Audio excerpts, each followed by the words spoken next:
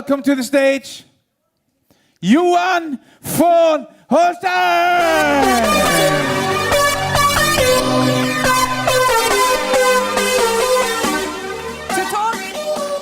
To talk about our vision and the future, now a word from the man whose achievements list long.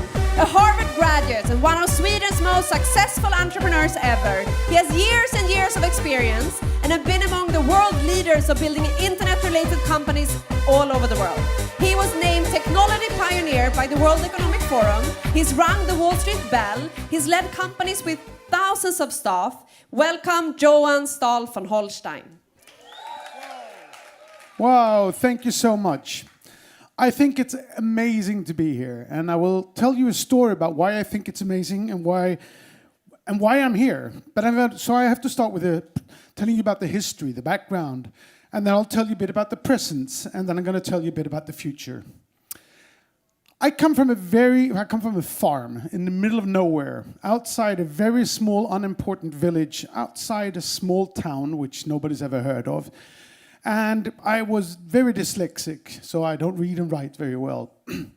I was hyper-energetic, which is the reason I still walk back and forwards on a scene while I speak. And I was actually very lousy at school.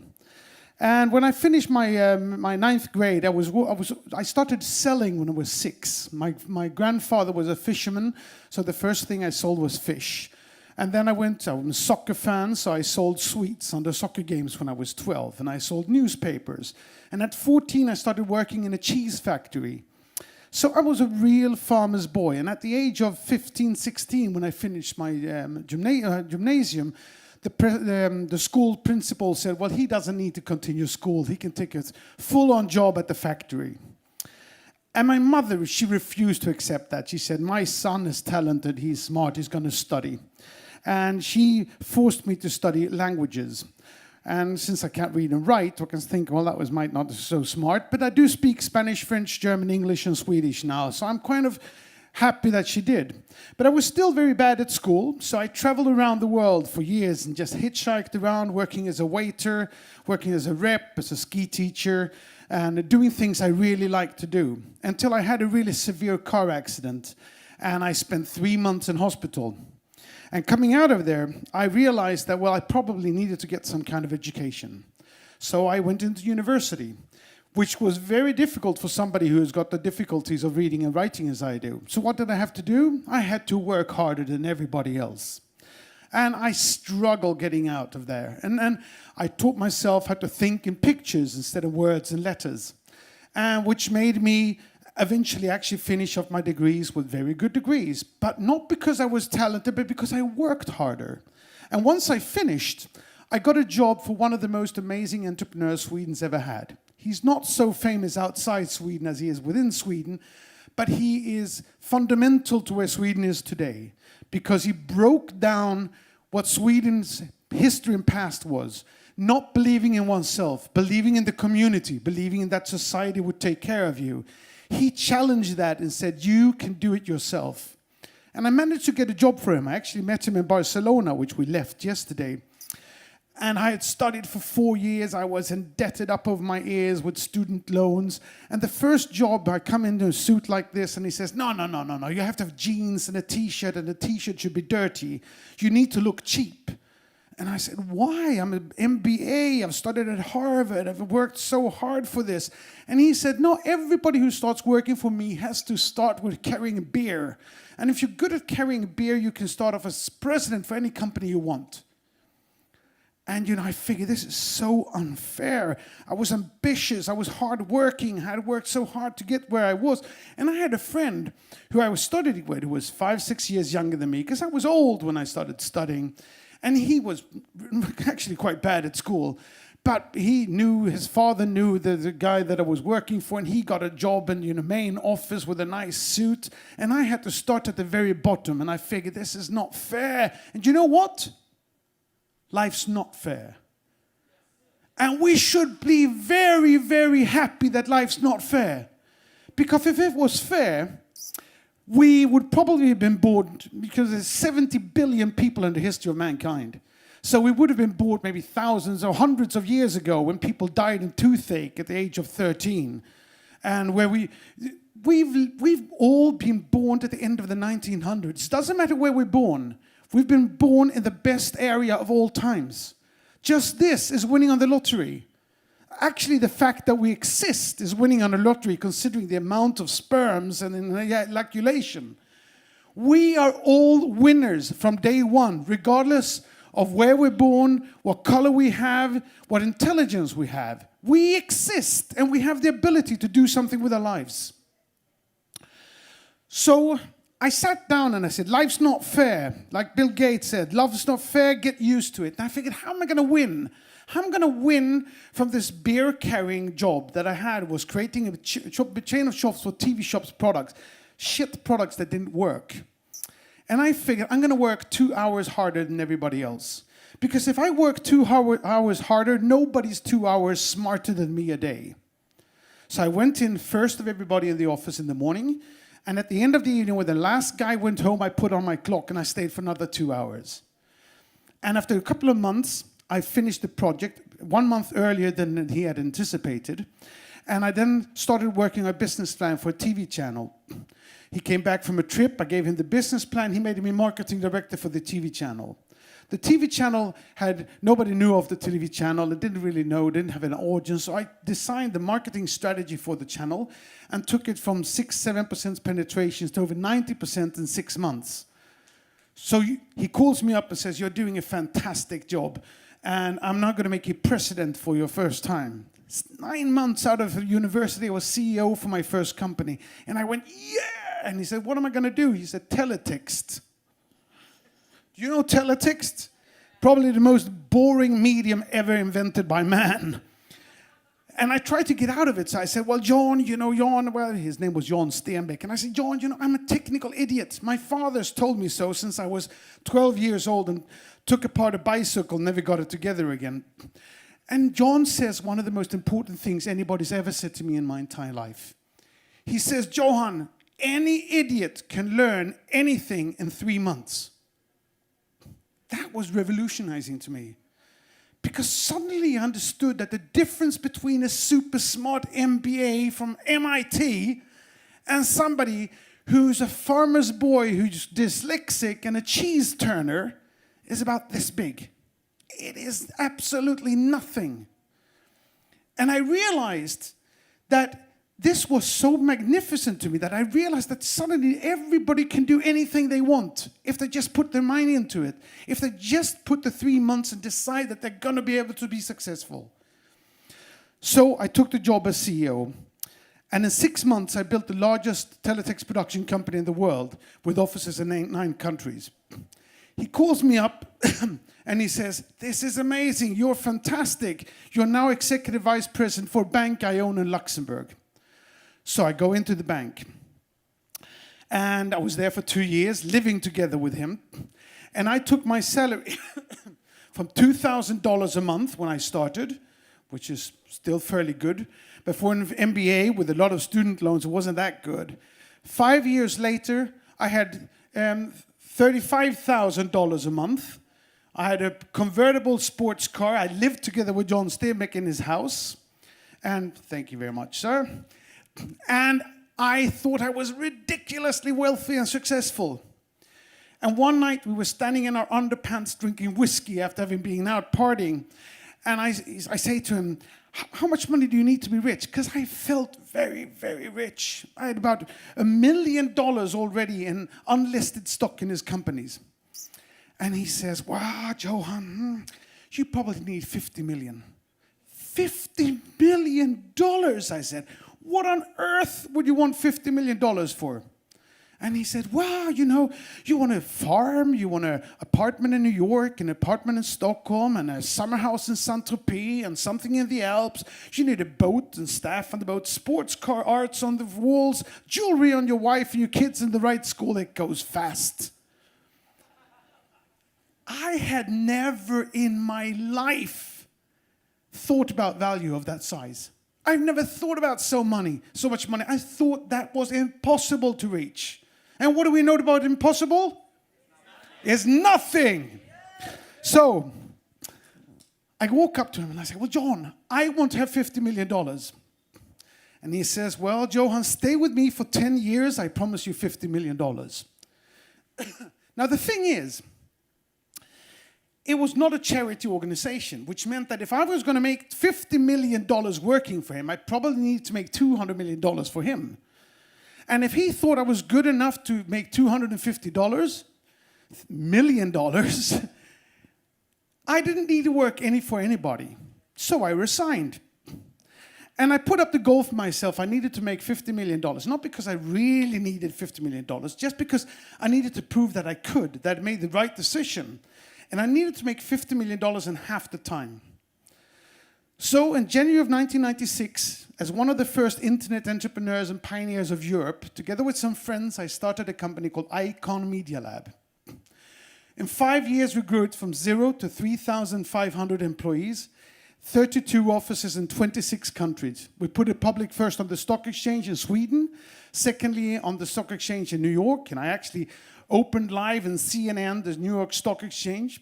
I started the first sharing economy company in the world called letsbuyit.com, which was about the first company that tried to gather a crowd and make value out of it by saying, if we all want to buy a Volvo car, we can get a much better price than if we go one by one. And that was in 1998. And by the year 2000, I had built companies valued, I don't know how you're going to calculate, at about about 5-6 billion US dollars. And my personal wealth was about $600 million. I had beaten the crap out of my friend who started out in his nice suit at the right office. And how did I do that? By working 2 hours more a day. Not 1, but 2. And to be honest, maybe sometimes until 8, until faint. 8 until faint, I love that expression. Because if you work harder, nobody is more than this much smarter than you. And if you work this much more, that makes everybody into a winner. Anybody can do anything they want and achieve anything. Impossible is? Yes. And we can do this. And I think, so, you know, it was an incredible experience for me to build these things. Now the internet bubble went like this, and then it crashed, and I lost everything, almost everything. Did that matter? No, because you know what? You get 1 chance, 2 chances, 3 chances, and eventually, for the person who's persistent and who works hard, never give up. That's lesson number 1 of the world. And if you don't give up, if you work hard and you put your money, your energy into it, your passion into it, you commit to something you want to do, nothing is impossible. So I was, during this time, one of the very first visionaries of the internet. I loved the internet because I saw that it would build systems that would actually break down monopolies. It would break down unnecessary middlemen. It would put the power into the hands of mankind. And I saw internet go from where it was, nobody heard of it in 1996, to be in everything. I knew that it was going to be in the cellular phones. I knew that we were going to download movies over the... I just saw this, visualized it in front of me. Because if you can visualize it, it's true. Pablo Picasso said that, the best artist in the history of mankind. He said, if you can see it, if you can visualize it, if you can see the 10,000 people in the football stadium, it's true. You can do it, but you need to visualize it. You need to understand. You have to set your goals. Know what you want, see where you want to go, and then just do it, the Nike way. So, where was I? I lost track. Yes, I saw where the internet was going. And I said, eventually, the internet is going to empower man. It's going to make us all be able to capitalize on our networks, on the digital values that we have. And I was dreaded to see what Google did by stealing our digital identities, by creating profiles that they would sell and exploit. And then Facebook came along. And when Facebook came, and Google came out and said, and said that, make no evil. I said, that's funny coming from the most evil company in the history of mankind. And when Facebook came along, I said, now Google has somebody that's even more evil than them. And I said that Facebook is going to become the most valuable company in the world. Why? Because they're stealing all the knowledge and experience and values that we have as individuals. They're stealing our most important thing, our networks. And they're building their profits and they're making billions and billions out of the money and the values that's ours, that we should have. So I predicted what we call today influencer marketing, the ability and the values of actually being able to profit on the networks that we have and the brands that we can build for ourselves and the hard work that we're putting into building this knowledge and experience and brand and networks. And hold on. Sorry. And so I tried to start a company called MyCube in 2009. Same year that Bitcoin was released. And I created a cryptocurrency called cubes. I bought 1,000 Bitcoins, which I lost in 2 weeks because it was too complicated. I wish I could find them, but I can't. But and the idea with MyCube was that everybody should own their own digital identity in order to be able to exploit that and leverage on the network and knowledge that they had and the values that we could put into the digital environment. The company, for a number of different reasons, failed. Sometimes you don't succeed, but what do you do then? You never give up. So I've been working on a number of things, and I've known Jonas for 10, 15 years. And Jonas has presented me to different network things, and I love the idea of networking and not network marketing. But I've never really felt that the ideas were good enough or quite there. Until he phones me up in April, May and says, Johan, this time we're doing everything right. We have 15, 20 years of experience. We've built on the platform and we know the right thing. We're going to sell digital products. And I looked at Crowd1 and I saw, my God, this has the potential of changing everything. It is giving back the ability to leverage on your networks, selling digital products to your friends and family or people in your vicinity. If anybody works hard on this, we can bring trade to people. I believe very strongly in the gig economy. The gig economy meaning basically that as digitalization increases in every industry all over the world, as people will be and companies will be more and more digitalized, things will change faster and faster. Things will grow faster and faster. And as that happens, nobody is going to work in a company and get a gold watch. Companies won't exist for that long. The chances are that you'll have to change jobs every 5, 6, 7 years or every 3 months. And competition is going to be so hard because there's so many people that you might not even make enough money on a full-time job. You will have to do things on the side. You'll have to have ways of leveraging on your abilities. You'll have to have abilities to make money on the 2 extra hours you put in. And because of that, I believe that a company that can give people the ability to find trading opportunities, to sell things and make money on the side, that is of immense importance. My mentor, John Stenbeck, he told me that there is nothing as valuable as a good salesperson. You can have a lousy shit company with shit products and great salespeople and you will thrive. You can have fantastic products in a great company and lousy salespeople and a company will go bankrupt.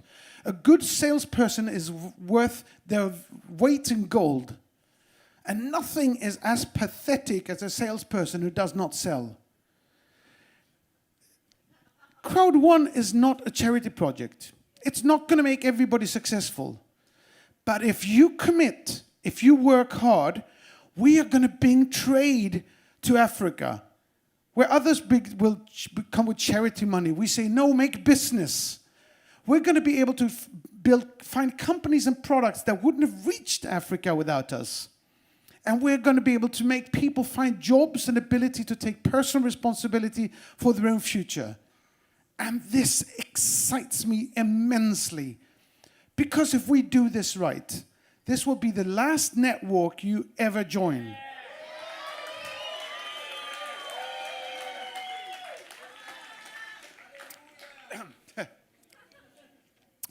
This is going to be the network that goes on for 20 years. We are going to get, because the beauty is, how many of you here are on social media? Hand up.